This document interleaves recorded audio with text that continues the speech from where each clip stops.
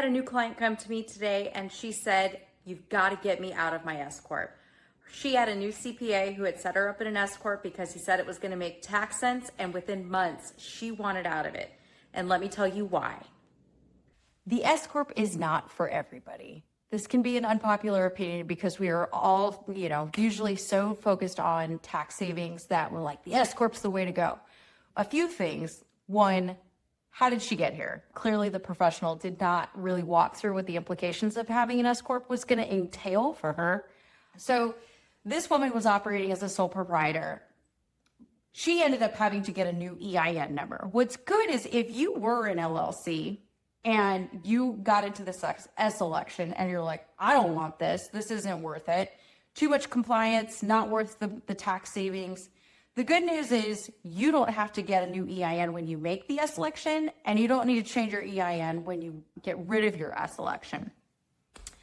The other thing that was really challenging for her in the situation is because she went from having no entity type to now having a legal entity type separate from herself.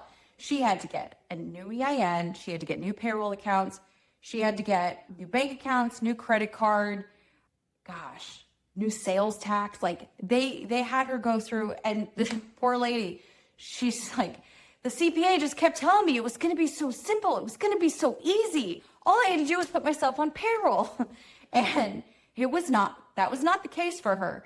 And so, well, some people are motivated by the tax savings. Sometimes the administrative burden of managing an S Corp, especially when you're in a sole proprietorship previous to that, it can require a lot of adopting new behaviors. She was absolutely right. You have to get on payroll when you are in S Corp. Officers need to be compensated, and that can be kind of a gray area.